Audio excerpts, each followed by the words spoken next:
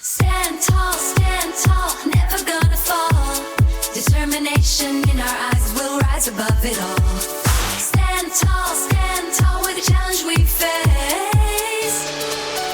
We stand proud and chase. Aim high. Aim high. From every setback, we find strength to No, I'm your host, Melvin Casey Lars, and this is the Nobody Asked Me Guy show. And we have beautiful guests that have rich material to share with you. And I know Dr. Olubnumi Aboaba. Now, Dr. Olubnumi Aboaba is truly a phoenix and has risen from those ashes more than once. She has beaten alcohol addiction to now lead a beautiful, healthy, and full life.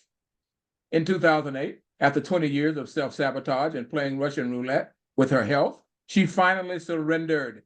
It was a year she now calls her own Anna's Horribilis. So she will explain to us what that means, guys. Now, since the mask fell that day, she has worked tirelessly, fighting the path to her recovery with plenty of trial and error along the way. Once she succeeded, she knew she had figured out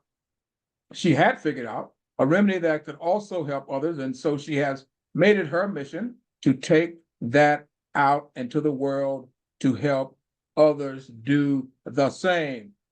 Dr. Olubnumi is a wonderfully magnetic, warm, and confident woman, a skilled healer with mastery over various globally acclaimed healing techniques, including the dynamic art of future life progression and bioresonance. Now, by exquisitely weaving together the healing modalities, all backed by science, she has created an exclusive and powerful experience that bespoke and personal to each client. Innovation is at Dr. Olubnumu's core, constantly evolving her recovery code in these ever-shifting times to serve her clients at the highest level. Now, welcome. Thank you. Thank you very much. That was a lovely introduction. Thank you, Melvin. Listen, you were more than deserving of that. Would you like to share a little more with us relative to that introduction? Because as we yeah. So yeah, where do I start? So yeah, 2008, the Annus Horribilis. That means horrible year. That was the worst year. That was a phrase coined by the Queen Elizabeth II here in England, when everything was going wrong in the family and etc. And I love that because Annus Horribilis was exactly how I felt. It was a culmination of years of pain, uh, hopelessness, despair. This is me who has come from a very strong African family. There was no alcohol. We didn't drink. It's only Christmases, events, etc. And 2008 was the worst year and the best year, because that's when I reached my rock bottom. So for many years before that, I couldn't control alcohol. I started drinking from the age of 12, and it was a drink that was offered to me at Christmas time, martini, as a treat, and it just opened up my world. It was the weirdest thing. This is a 12-year-old girl studying hard. Education was everything. I came from a very strong academic family. Education. Dad, I got 90%. What happened to the other 10%? That was the family that I came from. Very, very strict. And to this day, they're brilliant. I love them. But for me, there was a lot of pressure. And I lived in an area which was an all-white area. My family moved from a high ethnic area where schools weren't good, inner city schools weren't good. Teachers didn't expect us to do well. And my father saw that and wanted to get out of there. So they saved hard, worked hard, moved into a middle class area. And my very first experience, it was midterm, going to middle school, and I was the only black person there. I was the only black person, only black girl. I think there was one Asian uh, boy, but I was the only black girl there. And from that day one, I was bullied, ridiculed. Um, for me, it was a shock because I came from a very mixed area. And so, sort of day in, day out, I got bullied. And so for me, I felt like a square peg in a round hole. I didn't fit in. Um, and kind of everything just went chaotic. Um, just knowing who I was, my parents, I was kind of between a rock and a hard place. I used to say to Dad, can we go back to where we were? I was happy then and everything else. And Dad went, no, you have to, this is a harsh world for us. And just stay strong. You know where you come from. Be proud of that. Stand up with your head straight. And so for a little bit of time, I went back. I was bullied an awful lot. My grades slipped because I was too busy defending on myself. And then just one particular day, I snapped, and I just remember beating up the biggest bully in the school, and he called me the N word. And then there was just instant respect. Everybody loved me.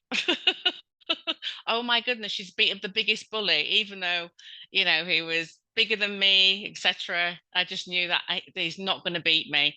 And then from then, I kind of settled a little bit, but I always felt very vulnerable. I didn't trust anybody.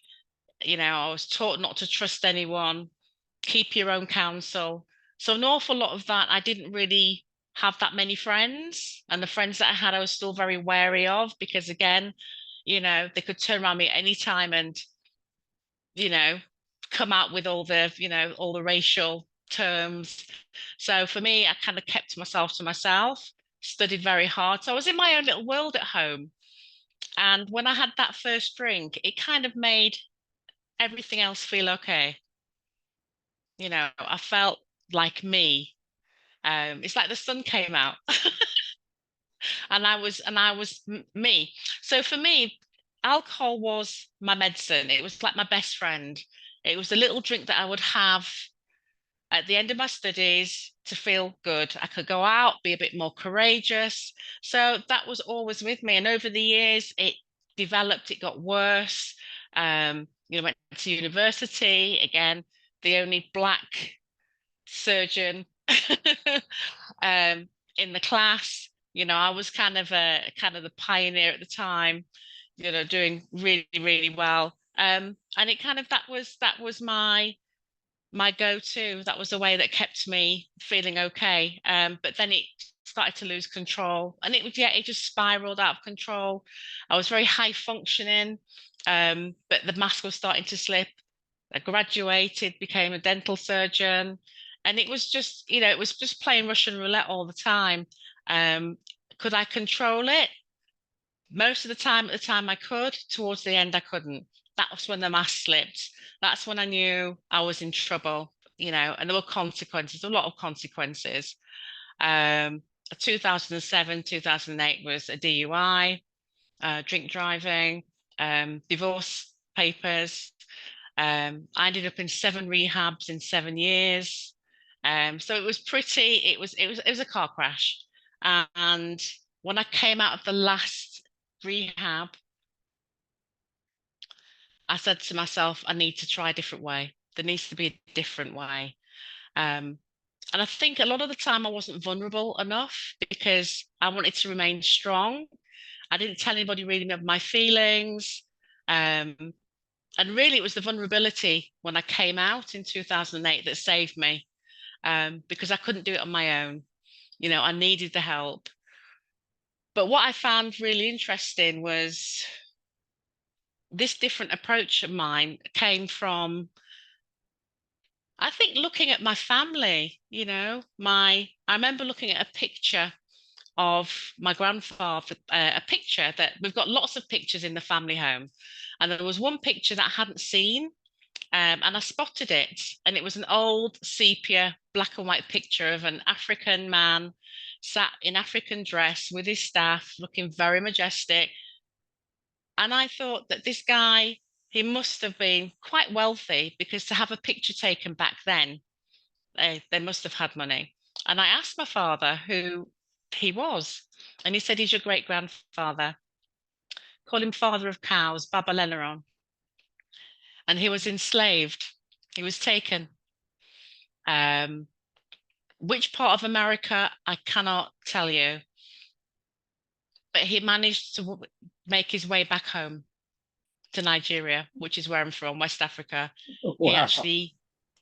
actually came home. He remembered his name, and he traded all the way from Liberia, Sierra Leone, all the way back to Nigeria, where he met my great grandmother, had my grandmother, settled, did very well. And I just remember he fought the resilience, the horrors he must have experienced, the trauma he must have experienced. And he came home. He remembered his name and he came home. And that was my North Star from then, that if that's my grandfather, I have that in me, you know. And even when I think about the resilience I had in the 7 rehabs, in seven, the fight to survive was still there. But I knew then it kind of turned it around, and my North Star was to be well, be healthy, to beat this addiction. And he was my guiding light, and I spoke to him an awful lot for his guidance. So for me, my ancestors were very much part of my getting well. And I think tapping into my ancestry, wherever you're from, I believe wherever you're from, whether you're from Ireland or whether you're from, Jamaica, wherever, you've got an ancestry to be proud of, and to really look at their struggles, and where we are today as a result of that, and to acknowledge their traumas and to acknowledge them, because they're still there. They're still there, ready to work with us. So that's what I really took heart with. And then from there, I knew things like AA didn't really work for me, because I wasn't defective. In AA, it's defects of character, and I didn't feel like I had defects of character. I felt as though I was perfect in many ways in God's eyes. So, but had made the mistakes, but I'm not defective. And to keep saying I'm an alcoholic every single meeting, it just didn't. I wanted to move on from that. I was stuck in the story. Um, it was my don't get me wrong, it was my kind of savior at the beginning. It was like A&E, accident and emergency for me, but I had to move on. So I sort of found my own way. Like my grandfather, he found his way. He meandered. He raised the cows. He went from place to place. And it wasn't a linear journey. I remained sober. I found healings in different modalities. A friend of mine suggested that I see this lady. Now I'm a woman of science, and she said she's a shaman. And what's a shaman? I don't know what a shaman is. Medical. But my doctor advised me that I need to go on antidepressants just to help. And I said no, because if I go on antidepressants, I am not going to get off it. So I said, okay, I'm going to see this lady and see what it's about. And she kind of did the healings on me. And I just felt very connected to kind of nature, to me again, getting back into my body, being present, enjoying each day it comes. And I just remember that, just whether it's God, whether it's a higher power, I just knew I was going to be okay. I'm going to be okay. Whatever comes at me, and there were consequences when I came out of my last rehab, and I knew I was going to be all right. So whether that's a divine faith, a belief, it was there. So I wanted to know about all these different healings, etc. And so that's gradually what I did over the years. And it kind of opened up my world, really. It opened up that peace of mind that I never had, that constant hiding, you know, playing small, I don't want anybody to see me, you know, and and being visible, because that's how we're brought up, to kind of keep our heads down, just get on. And that kind of emerged, and it was like I just a realization that I've achieved so much, I've done so well, and it's just only in my eyes that I felt that lack of self-worth. And that's gradually started to go and become visible, and talk about my journey, be proud of who I completely am, inside and out. So the inside started now to the outside match the inside, the joy, the confidence. And I've gone on from strength to strength. And, I'd say I've been sober now for 16 years. Bravo. And I wanted to, thank you. And I wanted to kind of pass that on, what I've worked on myself, and to help other professionals. Um, and I've gone on to work with, for instance, ex-prisoners to Emmy Award winners.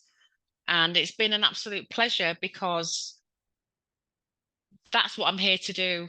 And I knew that this was my purpose.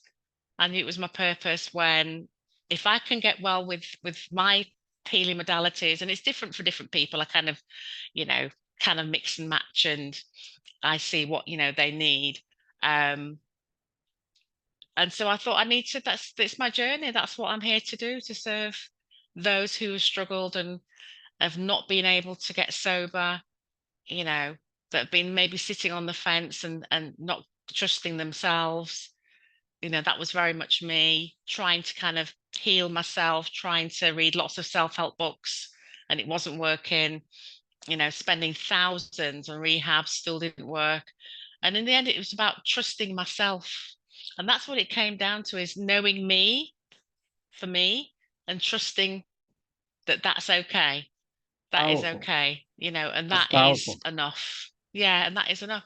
And so that's where I went on to, come into recovery coaching, and people also with burnout as well, is learning to believe in themselves, and that's it, is getting to the root of who you are. Um, and also I believe in energy, um, life force, chi, whatever we want to call it. I believe that we have a life force that runs through all of us, through the universe, through the plants, through the kingdom. We're all connected. And that life force is something, when it runs well, life flows. When it's all over the place, life doesn't. So it's called I believe addiction is an energetic disruption. It's a disruption of our energy system. And that could be caused through trauma. It could be caused through all sorts, mental, emotional, physical, but it's a disruption in our energy field, our energy patterns. So this is when I went into, well, what is energy work? What is Reiki? What is bioresonance? Everything is energy. Our thoughts are energy. Our emotions are energy. What we say to ourselves as an energy. If you ever heard of Dr. Emoto, when he spoke badly to flowers, the flowers died. When he spoke beautifully to flowers, they blossom. When he spoke to the molecular structure of water under the microscope badly, they would disintegrate. When he spoke well, these are scientific things. So I looked at the science behind all the things I was doing, and it was starting to back up. And so my belief got stronger. And so with me, I kind of work a lot with frequency bioresonance to really adjust our kind of energy field, so that we have a coherent energy field that flows. And when things start to flow, your energy field starts to flow, then mentally, emotionally, you feel more balanced. You feel in your body. You can see things for what they are. We have no control over out there. All we can control is how we react, how we respond. And energy work helps you to really live life on life's terms, and be okay with it. And for me, I couldn't control the world. So I drank. Um, I could control that, but that was very negative. But in a very positive world now, I work with energy, every day to really keep that flow going so that, I feel a lot of gratitude. I feel blessed. Situations that used to trigger me don't trigger me anymore. I can see other people's points of view. I can empathize. I can sympathize. If I get annoyed with something, I know that's their behavior. It's nothing to do with me, or, where is it in me that's causing a disruption, and how can we rectify it? So it's just very, very powerful. And this is what I work with my clients are, with energy. You That's the know what? basis for everything. May I ask? Because I love this quote that you have, and when you said, "Not all the weight you carry is yours." Yeah. Can can, can you address that a little? I see all these thumbs and hearts going up for you, and and Oh, and thank and you. yes, yes, that my audience is loving you, and I just Oh, as you were expounding on the traits that you're talking about with people and the empathy and sympathy and those kinds of things. And I wanted to ask about this quote, not all the weight you carry is Harry. yours. Yeah. And that's to do with intergenerational trauma. Okay. And that, I would say, is probably 99% of the whole global population, that we have stories that aren't ours, and stories that have come through the generations, whether it's through storytelling, but it's about our DNA, and our DNA carries trauma from, our ancestors. So, slavery, Holocaust, that particular time the ancestor was there, the trauma would have caused what we call a tag on the DNA strand. And the time that trauma happened, it produces what we call an epitome, and the epitome attaches to the DNA. So we will have tags with trauma, anger, maybe there was domestic violence, bombs going off. There would have been a tag when a loud noise went. So, for instance, someone who doesn't like balloons bursting and get very terrified. But a simple example, it could have been ancestry, Vietnam, there was a lot of bombing. So you are tagged. So you carry a history of everything that basically happened before. And so there are stories that come up in our field that we think, well, I'm getting really upset about it, but it's not, I can't remember it, or it brings out a certain reaction. So for me, I think clearing kind of the intergenerational trauma, I think is very, very important in addiction, in mental health issues. And I'm not saying that this is something that's the main thing, but it contributes to the disruption in your energy field. Our DNA is a history of everything that's gone before. So that's again why I say that our ancestors are still alive within us. And and when things Yes. pop up, that's when we start dealing with the root cause. And if these things do come up, this is something where, it takes a little bit of work, but it's about acknowledging it. It's about really going back as far as you can in your ancestry, making peace, communicating, and then clearing. So, and as I said, you could be Irish and it could be in the potato famine, for instance, or, the slavery days, or, there's so many incidents that, we could Yeah. talk of Hiroshima. But the incidents are things that can still come up in our energy field because they're still manifesting. And it could be something that's triggered it, for it to come up. And I just remember these stories of feeling hunted. Okay. Why Now, do I feel hunted? mhm. With that And it address, was always, and it was almost like every time I walked out of the house, there was a sense of impending doom, that I was always felt like someone was, it was a weird feeling that I was being chased, or I've been hunted. And when I go back now, I can understand where that came from. Looking over my shoulder, Wow. did not know where that came from. Wow. But that again is my great grandfather. Um, Wow.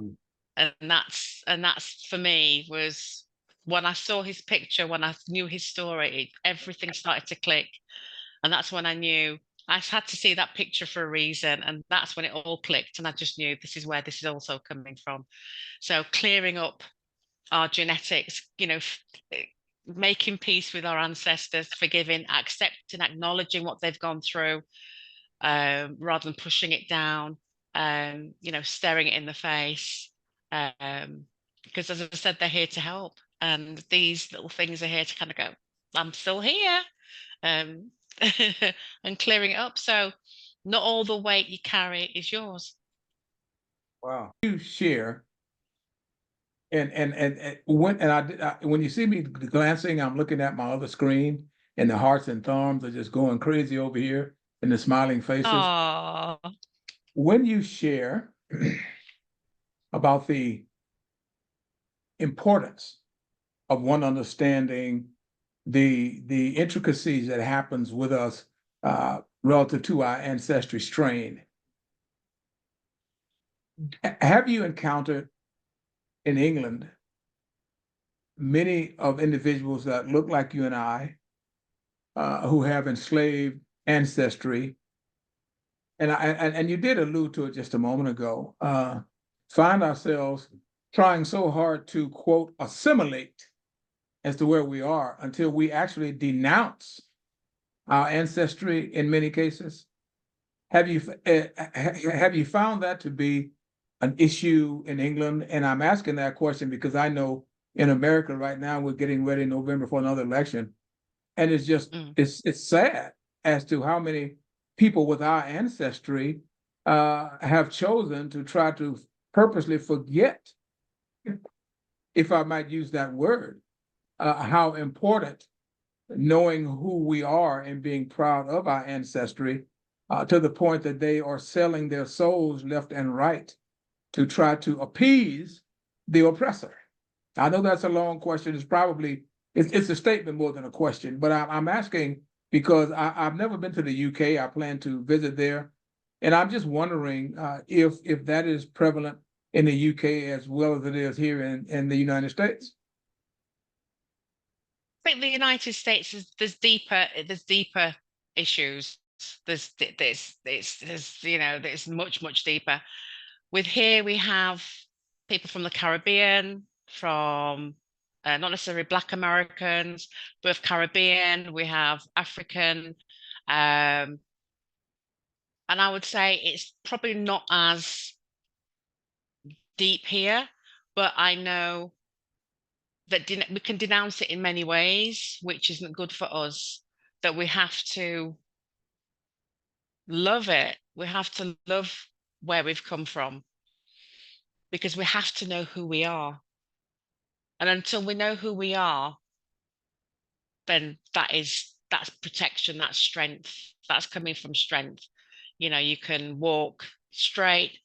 Doesn't matter who that person is, whether a white, Indian, black, whatever. You know who you are. And that's the most you trust in who you know you are. You have an intuition that becomes stronger of who you are.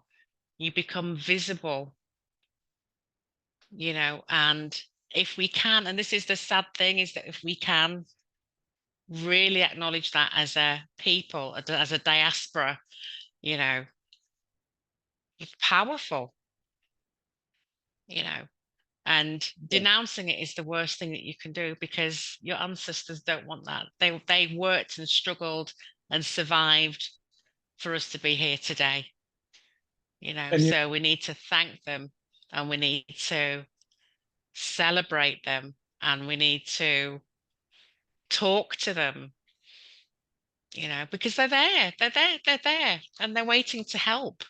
But if you push them away, you're just burying something that, is still a story that's being perpetuated. We want to change that story, wow. change that story that was theirs and our new story is be acknowledging and being at peace with it, and celebrating. Look at all the wonderful that even like kind of the old mothers' medicines and traditions, and that can't die. That needs to be celebrated, because we It wouldn't be does. here today without them. It does need to be celebrated, and you're absolutely right. Might I ask if we return back to the addictive part here? I noticed in your signature talks, I know there are many, but if we could talk about this first one, how to unstuck yourself in recovery. And I know you've alluded to some of that earlier. Can we touch Yeah, upon that a little bit? I think it's a case of, again, we talked about being visible, and when you come into recovery, it's if from any addiction, whether it's alcohol, drugs, gambling, that there's a format, there's an entry level from sobriety, into sobriety, and it's almost like your life's over, because you can't drink or you can't drug, you can't do whatever, and life's going to be really boring.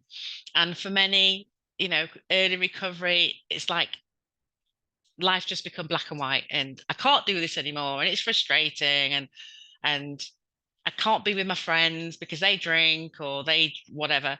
And it's a case of, no, you're not stuck. This life isn't over. Life is just beginning, and it gets better because you become very, very well, and you start to open your eyes to new opportunities to do things. And, even though I was successful, for me, I've written books, I've gone on talks, I've making a life with my family, you know, that's what's important. So getting unstuck is getting out of your own head and thinking life is over. Um, when it's, your life would be over if you carried on. And it's to, enjoy that second chance that you've got, you know, and life can be fulfilling and creative and beautiful, and yeah, there's a lot of gratitude in that. But yeah, people kind of stuck and, oh, I can't do this. And so it's getting out of your head and getting into living. Wow, thank you. Now, also, we talk about energy healing for burnout. And I know Mm. you alluded to that earlier. Can you touch that a little bit? Because these individuals, and I call them individuals sometimes, they know how crazy I can be. Our guests normally ask questions sometimes, and sometimes they just listen. But with the rapidity in which they are sending up these hearts and the smiling faces and the thumbs, I'll be honest with Oh, you, I'm just shocked they're not asking questions. So you're just doing a magnificent job. I'm shocked. they I'm can shocked, ask guys. questions. You can be free to ask questions, Yeah. listeners. I'm happy to answer. But energy healing um, for burnout. Can you address that, please? Again, it's very similar, as in when you're burnt out, you're mentally, emotionally, physically, you are beyond exhausted. So burnout is when the wheels have come off, that your brain is basically trying to shut down your body because you're still going. It's like a car, isn't it? You keep driving your car, you're still in the same gear, you keep driving it, you look, the alarm's going, the petrol's getting low, the oil's getting, it's flashing, the water's getting low, but you're still driving. That's chronic stress. That's when you're just going. Then it goes into, well, I'm going to keep going and going, and then the engine just goes no. And that's it. That's the end of it. Okay. So your brain has literally put the brakes on that. And that could be your adrenal glands become fatigued, you lose motivation, you feel dissociated from your body, you don't feel, you feel detached.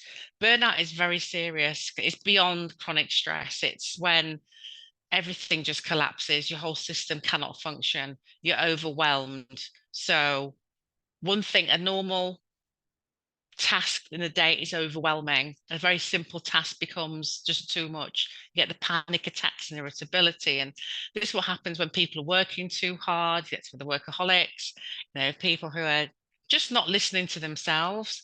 So when a person's absolutely crashed, we need to build, it's a multifaceted thing, it's a multidisciplinary way of helping someone. But for me, energy, starting with the energy work to get the energy, again, it's all disrupted, it's everywhere. Mental, emotional, physical, the energy patterns of the body are just all over the place. So I want the energy to become coherent. So how I kind of work with clients is things like tapping, emotional freedom technique, um, starting to use meditation. I help them with techniques that they can use themselves during the day. And I call it energy stacking, so that they use these, for instance, in the morning. There'll be a technique that I will show them to when they get out of bed, just to start getting the energy going in the morning. For instance, if they've got,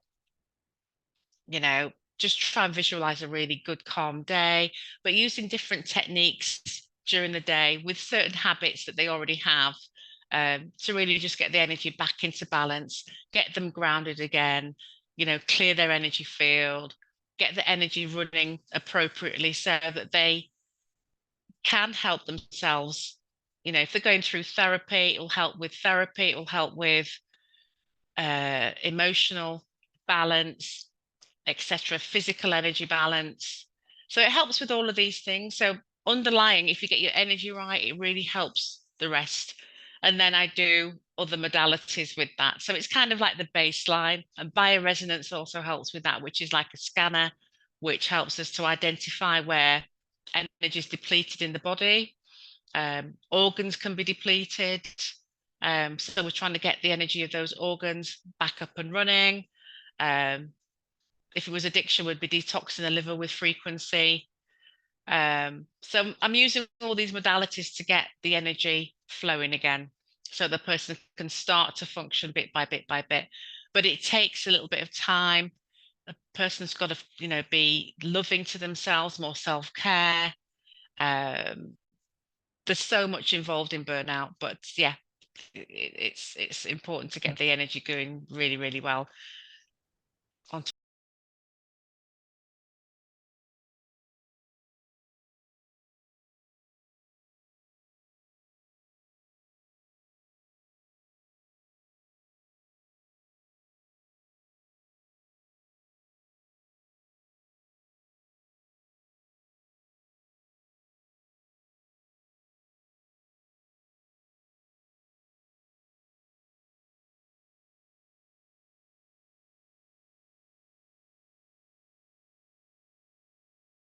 Ancestral awakening. How important do you feel? And obviously, from the information you have here, you feel that it's important. But can you share with our audience the importance of ancestral awakening? And I know you alluded to some of those earlier, and so you may not want to go back over that again. But if you so feel, will you just address that again briefly? um all of us have, with whatever ethnicity, we all have very special things in our ancestral lineage that we can use for ourselves. And it's sometimes it's a case of just doing some research. You might not even know how far back you've gone, but to be able to work with like an ancestral healer, I think is really good and very, very helpful. Just to be able to go back and look and acknowledge, as I said, what our ancestors went through, but also their stories and traditions, and and all the joyful things, all the positive things. It's not all negative, and all the positive things that they brought into the world, um, that they're ready to share that with us. And for me, I'm going back to things like herbs and the power of herbs as medicine. You know, that's not, I'm from a medical background, and what came up for me was to work with herbs more, to work with the earth more, and and then being able to read and get to the library, get the books out, and looking at things like, yeah, root medicine and in your cooking, or burning it, for clearing the air. All those things are just very important, using oils, and that is, to me, kind of my ancestry coming back again. And it's to work with the herbs, work with the earth, Yes. um, celebrate that.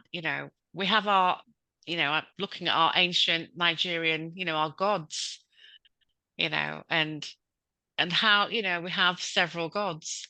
We've got Shango and Jumanji and all of that. And even though I believe in God, I also believe that this was also very powerful. So to look at the ancestry and what they celebrated and venerated, it just gives us a full picture of ourselves, you know, and that's Yes. very satisfying. Yes. Yes. And that's the awakening, and being able to use that and part of that to kind of move forward. And Yes. there's a lot of strength in our ancestry. As I said, none of us Yes. be here today without it. So they struggled, they celebrated, they laughed. What poems did they use? What dance? All of that is really important, and it's colourful, and I think it needs to be celebrated more. It doesn't need to be buried, you know, Yes. because as I said, Yes. our ancestors are around us, and that's the way. And they are waiting for us to kind of take that on. Yes. Beautiful, beautiful, beautiful. I fully, fully, fully, thoroughly agree. Our audience fully, fully, thoroughly agree because the smiles are going up, the thumbs are going up, the hearts are going. Listen, do you have any closing words or advice for our guests before you tell them how they might be able to contact you? I'm also going to put it in the chat for them. But if you have any parting words, and if you'd like to tell them how they can contact you, it'll be greatly appreciated. Um, I think my parting advice is, as we've just talked about, is celebrate everything about you and your life. Celebrate it all. If you're going through any addiction at all, number one, get help. There's no shame in it. And I know in my culture there was a lot of shame. And I think, you always kept it quiet. And the problem, I think, within the Black community is we have a bigger mental health problem because we don't want to show vulnerability, you know, we don't want to show weakness. It's hard enough out there as it is. So we don't say anything. We say we're okay. It's all right for the right person to be vulnerable, or the right community. And I'm sure there's lots of mental health workers in the Black community that we can trust and go to. That's how I always felt as well. I was going to keep my mouth shut because, it was very much a white thing and I didn't want to talk. Um, but there's more culturally diverse communities now where we can get that help. So get out there and get that help first, and then start bit by bit, just, yeah, awakening. There's so much that we all can offer to each other. But we have to start with ourselves. We have to be right in ourselves. So if anybody's struggling, do not hesitate, because it is life or death as well. Um, so just move forward and trust somebody in a community, and get that help. And as I said, addiction is the opposite of connection. We isolate.